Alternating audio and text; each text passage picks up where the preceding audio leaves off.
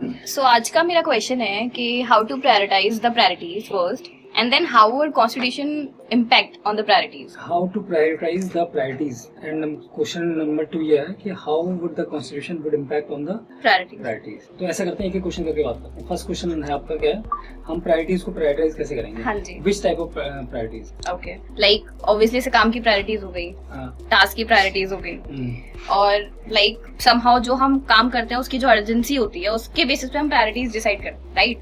तो प्रायोरिटीज तो different type में आ जाएंगी, बट उसका बेसिक फंडामेंटल क्या रहेगा कि प्रायोरिटीज एक्चुअल में कैसे डिसाइड की जाती है? प्रायोरिटीज कैसे डिफाइन की जाती है जी, डिसाइड कैसे की जाएंगी कि हाँ these are the priorities? Depend करेगा ये कि आप किस, मतलब आप ये प्रोजेक्ट के टर्म में पूछ रहे हैं, कॉन्स्टिट्यूशन मेकिंग के टर्म में बात? कॉन्स्टिट्यूशन मेकिंग टर्म में. कॉन्स्टिट्यूशन मेकिंग के टर्म में हम बात कर रहे हैं कि प्रायोरिटीज कैसे डिसाइड करेंगे, हाँ क्या जी. पहले बनाएंगे जी.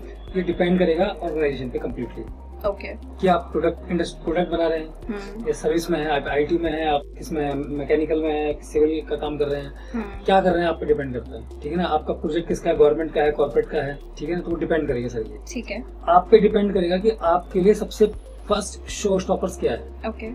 आप अपने 100 स्टॉपर की लिस्ट बनाइए, ठीक है, जो सबसे पहले आपको सबसे ज्यादा दिक्कत दे रहा है, और उसको रिजॉल्व करना स्टार्ट. जैसे जैसे उनको रिजॉल्व करते जाएंगे तो आपकी प्रायोरिटी बाय डिफॉल्ट डिसाइड होती जाएगी. आपके एम्प्लॉइज ज्यादा परेशान कर रहे हैं तो मे बी आप सर्विस इंडस्ट्री में है, तो सर्विस इंडस्ट्री में सारी प्रायोरिटी आती है, डिपेंडेंसी आती है एम्प्लॉइज के ऊपर. ठीक है. तो आप एम्प्लॉइज की छोटी छोटी बातें, अच्छी बुरी, उनका एटीट्यूड, उनका बिहेवियर, सब आपको परेशान कर रहा होता है. आपके अचार पे बहुत ज्यादा बर्डन आ जाता है, तो वो डिपेंड करता है. आपकी प्लानिंग अफेक्ट करेगी आप. ओके. तो आप प्लानिंग से रिलेटेड कॉन्स्टिट्यूशन और रूल्स बना सकते हैं. ठीक है. आपका डिलीवरी सिस्टम, डिलीवरी प्रोसेस जो भी है वो अफेक्ट करने वाला है, तो आप उस पर फोकस कर सकते हैं. ठीक है. तो ये सर्विस इंडस्ट्री के अपने चैलेंजेस हैं, जो हम कभी बात करेंगे सर्विस इंडस्ट्री की तो डिटेल में इससे बात करेंगे क्या क्या होता है. ओके. अगर आप प्रोडक्ट इंडस्ट्री में आप अपना कोई प्रोडक्ट सेल कर रहे हैं, ठीक है, ठीक है, तो प्रोडक्शन साइकिल जो है आपकी वो डिपेंड करेगी. आप की क्वालिटी जो आप लोगों को देना चाह रहे हैं अपने प्रोडक्ट के थ्रू, वो डिपेंड करने वाली है. ठीक है ना, उसकी रिसर्च बहुत ज्यादा डिपेंड करेगी. R&D आप किस तरह से कर रहे हैं वो डिपेंड करेगा. तो ओवरऑल वहाँ पे प्रोडक्ट बेस सब कुछ हो जाता है. आपका क्लाइंट बेस ज्यादा डिपेंड करता है, क्लाइंट को क्या चाहिए वो आपको अपने प्रोडक्ट के थ्रू डिलीवर करना है. उससे रिलेटेड जो भी पैरामीटर्स हैं उस पर आप कॉन्स्टिट्यूशन पे काम कर सकते हैं. और डिपेंड करता है, सेम प्रोडक्ट लिस्ट में 2 कंपनी है, दोनों की प्रायोरिटीज अलग हो सकती है. डिपेंड करेगा कि उनके 100 स्टूपर्स क्या क्या आ रहे हैं, उनको सबसे ज्यादा क्या फेस करना पड़ रहा है. सबसे पहले सबसे ज्यादा दिक्कत क्या आ रही है, अपनी दिक्कतों की लिस्ट बनाइए. ठीक है. उन दिक्कतों के आप स्टैंडर्ड्स बनाते जाइए, आपका कॉन्स्टिट्यूशन बनता जाएगा, प्रायोरिटीज आपकी डिसाइड हो जाएगी. ओके. अब सेकंड क्वेश्चन है, how would constitution would impact on the priorities.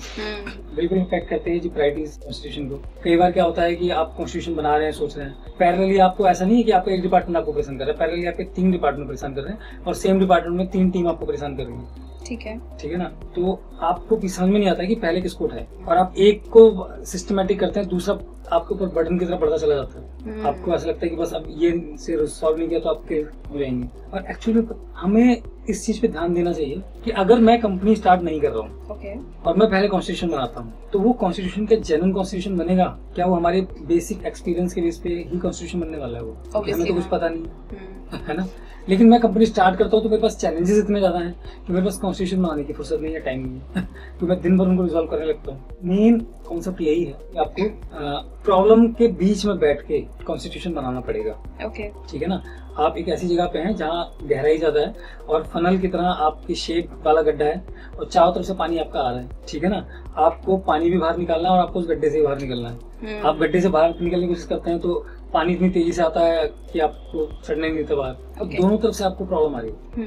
लेकिन यही मजा है इस गेम का. ठीक है ना, हम इंडियन कॉन्स्टिट्यूशन की तरह नहीं कर सकते इसको कि हमने, हमारी गवर्नमेंट ने सबसे पहले आराम से कॉन्स्टिट्यूशन क्रिएट किया, देन उन्होंने इम्प्लीमेंटेशन स्टार्ट किया. ठीक है ना, कंपनी के अंदर यही होगा कि आपको फंड्स भी इकट्ठे करने हैं, आपको पैसा भी लाना है, लोगों को मैनेज भी करना है, काम भी करना है. ठीक है ना, अनमैनेज तरीके से उनको मैनेज तरीके काम करना है ताकि उस अनमैनेज में से सीखते हुए आपको मैनेज कॉन्स्टिट्यूशन बना सकें. तो ये पैरेलल ही होगा. ठीक है ना, तो प्रायोरिटीज कब डिसाइड होंगी? प्रायोरिटीज डिसाइड होंगी बीच प्रॉब्लम्स में, चैलेंजेस बीच, हाँ, चैलेंजेस के बीच में आप बैठेंगे और आपको ये देखना है कि सबसे पहले कौन सा सांप मारे, बड़ा वाला. छोटों को तो मार ही देंगे बाद में. ठीक है, समझ रहे हैं. धीरे धीरे करते जाएंगे और ये लाइफ टाइम प्रोसेस है. ये हमेशा होता है क्योंकि आपके चैलेंजेस खत्म नहीं होने वाले. और जितना आप कॉन्स्टिट्यूशन अच्छा बनाते जाएंगे, आप ऊपर उठते जाएंगे, तो आपके चैलेंजेस ज्यादा और बड़े होते जाएंगे जी. तो आप फिर उसमें लगेंगे. ये हो सकता है कि आप आने वाले टाइम में आपके पास एक ऐसी टीम हो जो आपके कॉन्स्टिट्यूशन के पैरामीटर को समझ के आपके कॉन्स्टिट्यूशन बनाने में हेल्प कर सके, और आप एक कदम पीछे हट के उनको ऑब्जर्व करें कि हाँ वो बढ़िया कॉन्स्टिट्यूशन बना रहे हैं. ओके, समझ रहे हैं. तो ये एक पॉसिबिलिटी आगे चल के हो सकती है. तो प्रायोरिटीज इम्पैक्ट करती हैं क्योंकि आपको बड़ा सांप ढूंढना है, और शायद ढूंढना नहीं है, वो आपके सामने सबसे पहले आके खड़ा हो जाता है। ठीक इससे सबसे बड़ा चैलेंजेस है। तो लेकिन जब आप बड़े सांप को मार रहे होते हैं तो छोटे वाले सांप आपके पैरों में चिपट रहे होते हैं। तो यही इस गेम का मजा है। मजा भी इस गेम का यही कि आप 20 चैलेंजेस में बैठ के ही कर पाएंगे। आज हम कहेंगे कि कंपनी का सारा काम बंद, सबसे पहले कॉन्स्टिट्यूशन बनेगा, तो प्रैक्टिकल कॉन्स्टिट्यूशन नहीं मिल पाएगा, assumption पे रहेगा, assumptions पे ज्यादा रहेगा। और फिर जब हम उसको प्रैक्टिकल पे लाएंगे तो फिर दिक्कत आएंगे हमें, जब आएगा तो। मेरी बात समझ लो ना। तो प्रायोरिटीज क्या है और वो क्या है, वो आप जब कूद जाइए अपनी बाजू में चढ़ा के, समस्या आएंगे उनको देखिए, सुलझाते रहिए, और उस सॉल्यूशन को आप रिटर्न डॉक्यूमेंट करते रहिए, उसको इम्प्लीमेंटेशन में लाते रहिए। आपका काम भी होगा और आपका कॉन्स्टिट्यूशन भी होगा। ये करिए।